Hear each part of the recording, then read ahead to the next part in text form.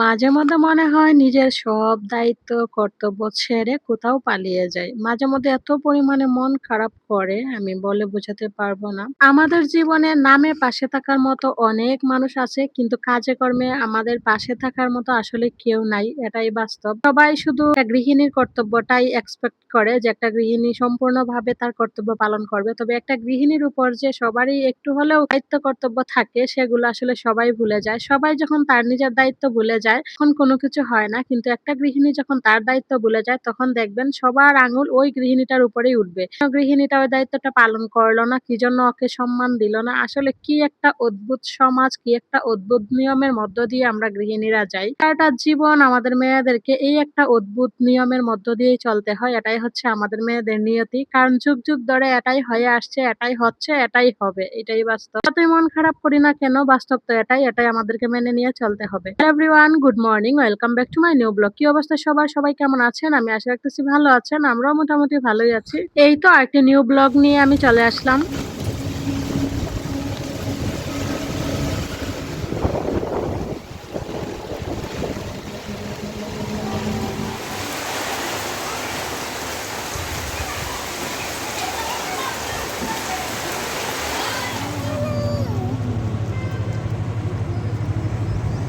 আজকে কি পরিমাণে যে বিপদে পড়ছিলাম ছোট মেয়েকে নিয়ে আমি হয়তো আপনাদেরকে এভাবে বোঝাতে পারবো না। প্রচন্ড পরিমাণে ঝড় বৃষ্টি, ওইদিকে আবার মেয়ের স্কুল ছুটি হয়ে যাবে। আমি কি করব? আমি কোনো কিছুই বুঝে পাইছিলাম না। তো কোনো কিছু বুঝে না পাইয়া সেই প্রচন্ড ঝড় বৃষ্টির মধ্যে এই ছোট একটা মেয়েকে নিয়ে বেরিয়ে পড়ছিলাম বড় মেয়েকে আনার উদ্দেশ্যে। কারণ কিচ্ছু করার নাই। আজকে যদি আমার বাসায় কেউ থাকতো তাহলে আমি মেয়েটাকে রেখে আমি একাই যেতে পারতাম। আমি বড় মানুষ, বৃষ্টিতে আমার কোনো কিছু হইতো না। তারপর যেহেতু কেউ নাই ওকে কোথায় রেখে যাব সেজন্য নিয়ে যেতে বাধ্য হইলাম। প্রচন্ড ঝড় বৃষ্টিতে ভিজে তারপর ২ মেয়েকে নিয়ে চলে আসলাম। আর হচ্ছে ওর বাবা সকালে কিছু বাজার সদাই নিয়ে আসছিল। সেগুলো হচ্ছে আমি আগে টেবিলে বের করে রাখবো। কারণ প্রত্যেকটাতেই পানি আছে। এগুলো শুকানোর জন্য। তো এগুলো বের করে রেখে তারপর আমি একটু চা খাবো। কারণ এখনো পর্যন্ত আমি কোনো কিছু খাই নাই। এখন প্রায় ১২টা বেজে গেছে। ১ গ্লাস পানি পর্যন্ত এখনো খাই নাই। আর হ্যাঁ, ভিডিওর এই পর্যায়ে প্রত্যেকদিনের মতো একটা রিকোয়েস্ট করে নিবো। আপনারা যে বা যারা আমার এই ভিডিওটা দেখতেছেন কিংবা দেখবেন, যদি একটা লাইক দিতে ভুলে যান তাহলে প্লিজ দয়া করে একটা লাইক দিয়ে দিবেন। কারণ আপনার একটা লাইক, একটা কমেন্টস এর জন্যই আমার এই ভিডিওটা পৌঁছে যাবে আরো অসংখ্য, অসংখ্য নতুন বন্ধুদের কাছে। তো প্লিজ দয়া করে একটা লাইক করবেন, একটা কমেন্টস করবেন, ভিডিওটা শেয়ার করে দিবেন। বন্ধুরা এই যে দেখেন এই শাকসবজিগুলো আজকে সকালে নিয়ে আসছে।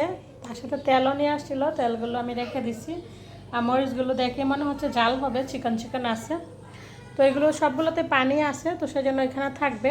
আর এখন হচ্ছে আমি রান্নাটা বসিয়ে দিব। রান্না বসিয়ে তারপর হচ্ছে অন্যান্য কাজকর্মগুলো করব। শাকসবজিগুলো রেখে দিয়ে তারপর হচ্ছে আমি রুমটা মুছলাম। রুম মুছে ফ্রেশ ট্রেশ হয়ে চলে আসছি। আইসে আবার আপনাদের সাথে একটু শেয়ার করতেছি। আর এই যে দেখেন এগুলোতে কালকের কাপড় ছিল আর কি বেলকনিতে, তো এগুলো নিয়ে আসলাম। এখন আগে একটু চা খাবো। চাটা খেয়ে তারপর হচ্ছে কাপড়-টাপড়গুলো ভাঁজ করব। কাপড়-টাপড়গুলো ভাঁজ করে তারপর হচ্ছে দুপুরে রান্না-বান্না বসিয়ে দেব। আর এই যে দেখেন আমার প্রত্যেকটা রুম খুব সুন্দর করে আমি মুছে নিচ্ছি। যদিও রুমগুলো প্রত্যেকদিনই মোছা হয় তবে তেমন একটা শেয়ার করা হয় না। কারণ সারাদিনে আমরা অসংখ্য কাজ করে থাকি। সবগুলোই যদি ভিডিওতে শেয়ার করতে যাই তাহলে হয়তো একটা সম্পূর্ণ মুভি হয়ে যাবে। তো সেজন্য সবকিছু তো আর শেয়ার করা সম্ভব না। প্রত্যেকদিন শেয়ার করা হয়ে ওঠে না। এই তো আমি ১ কাপ দুধ চা নিয়ে নিলাম আর তার সাথে সকালে যখন মেয়েকে স্কুল থেকে নিয়ে আসছিলাম তখন একটা লুফ নিয়ে আসছিলাম।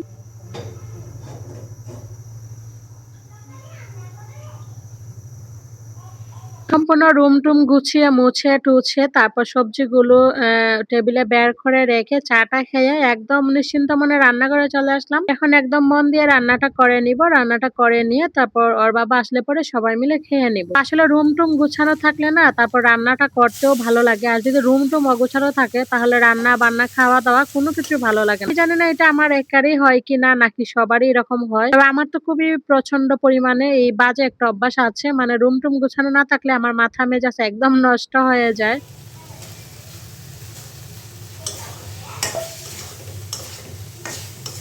মাছ ভাজা, বেগুন ভাজা, তার সাথে হচ্ছে চিংড়ি মাছের ঝোল এগুলো থাকবে আজকে দুপুরে রান্নাবান্নাতে। এই যে দেখেন আমার রান্নাবান্না তো কমপ্লিটই হয়ে গেল দেখলেনই। এবার হচ্ছে সবাই মিলে খাওয়া-দাওয়া করে নিব। ওর বাবার খাওয়া-দাওয়া হয়ে গেছে। এই তো মাছ ভাজা, বেগুন ভাজা, মরিচ ভর্তা, চিংড়ি মাছের ঝোল নিয়ে বসে গেলাম। আর বাইরে খুব সুন্দর টুপটুপ, টুপটুপ করে বৃষ্টি পড়তেছে। আর আমি এদিকে বসে, বসে খাচ্ছি। ওর বাবার খাওয়া-দাওয়া হয়ে গেছে। তো এদিকে হচ্ছে সৃষ্টি খাইতেছে, রাত্রি খাইতেছে। তো চলেন খাওয়া-দাওয়াটা কমপ্লিট করি। দুপুরে খাওয়া-দাওয়া শেষ।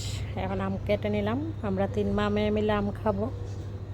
তো চলেন আম খাইতে খাইতে আজকের ভিডিওটা শেষ করি। সবাই ভালো থাকবেন, সুস্থ থাকবেন। দেখা হবে নতুন ভিডিওতে। আজকের মতো টাটা, বাই বাই। আবার বলতেছি প্লিজ ভিডিওটা একটু শেয়ার করে দিবেন, লাইক, কমেন্টস আর ফলো করে যাবেন।